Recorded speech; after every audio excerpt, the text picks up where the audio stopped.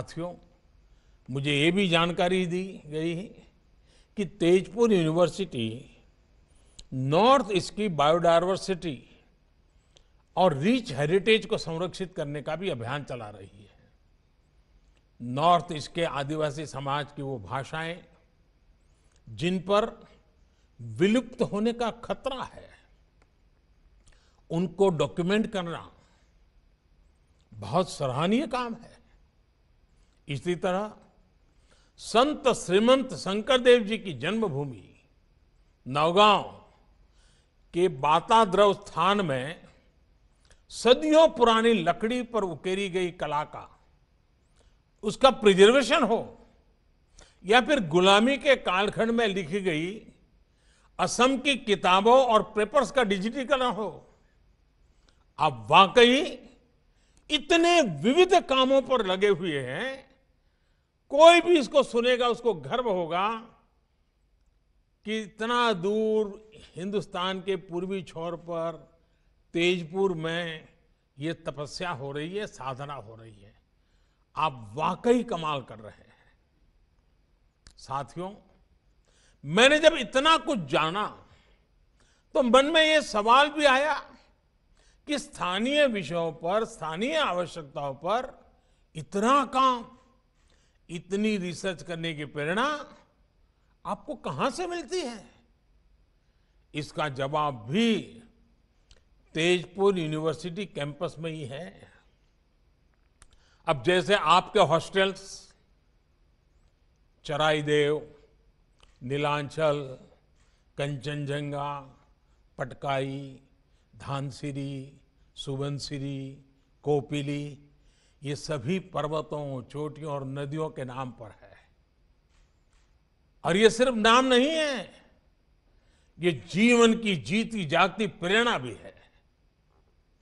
जीवन यात्रा में हमें अनेक मुश्किलों, अनेक पर्वतों का सामना करना पड़ता है, कई नदियों को पार करना पड़ता है। एक बार का काम नहीं होता। आप एक पर्वत चढ़ते हैं तो फिर दूसरे की तरफ बढ़ते हैं।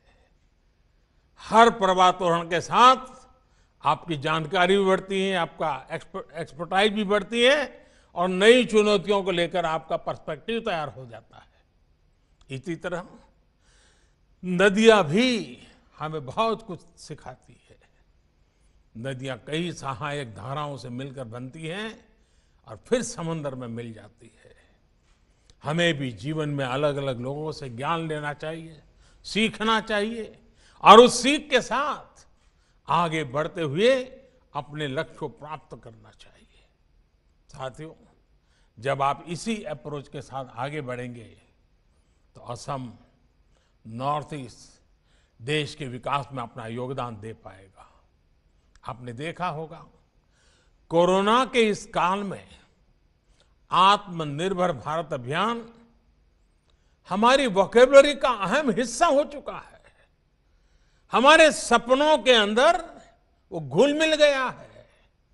हमारा पुरुषार्थ, हमारे संकल्प, हमारी सिद्धि, हमारे प्रयास, सब कुछ उसके इर्द गिर्द हम अनुभव कर रहे हैं। लेकिन आखिर ये अभियान है क्या? आखिर बदलाव क्या हुआ रहा है?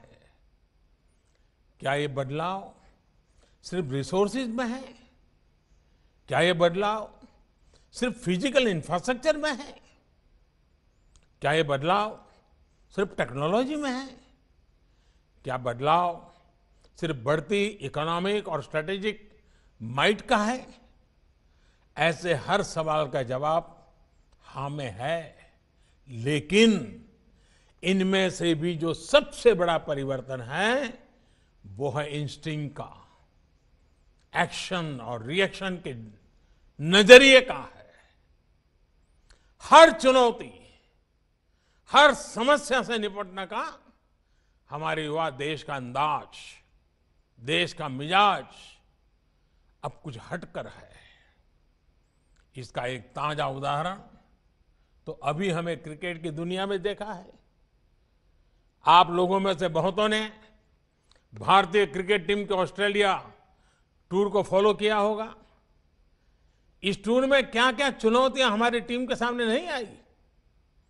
हमारी इतनी बुरी हार हुई, लेकिन उतनी ही तेजी से हम उभरे भी और अगले मैच में जीत हासिल की। चोट लगने के बावजूद हमारे खिलाड़ी मैच बचाने के लिए मैदान पर डटे रहे। चैलेंजिंग कंडीशंस, इसमें निराश होने के बजाय हमारे युवा खिलाड़ियों ने चैलेंज का सामना किया, नए समाधान तलाशे।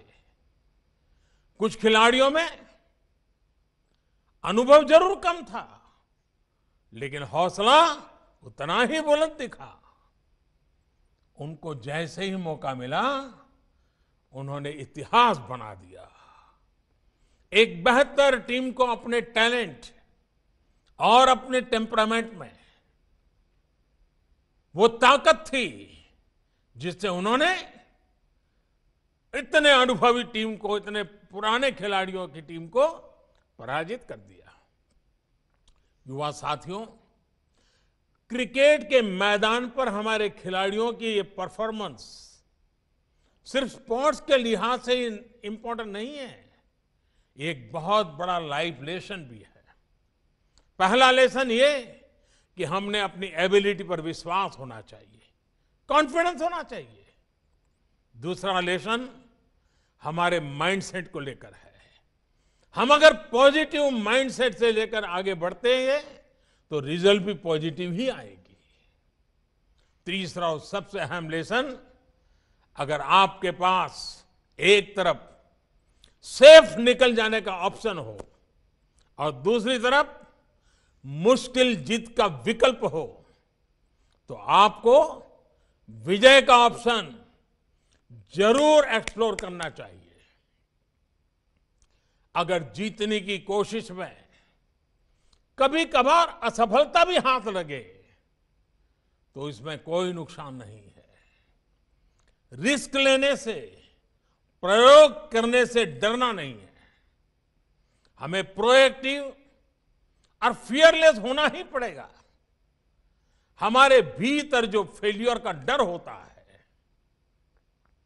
हम जो अननेसेसरी प्रेशर अपने ऊपर लेते हैं, उससे जब आप बाहर निकलेंगे तो फियरलेस बनकर उभरेंगे भी। If you like this video ಬೇಗ ಲೈಕ್ ಮಾಡಿ, ಕಾಮೆಂಟ್ ಮಾಡಿ, ಶೇರ್ ಮಾಡಿ ಹಾಗೂ ಯೋಯೋ ಟಿವಿ ಕನ್ನಡವನ್ನು ಸಬ್ಸ್ಕ್ರೈಬ್ ಮಾಡಿ।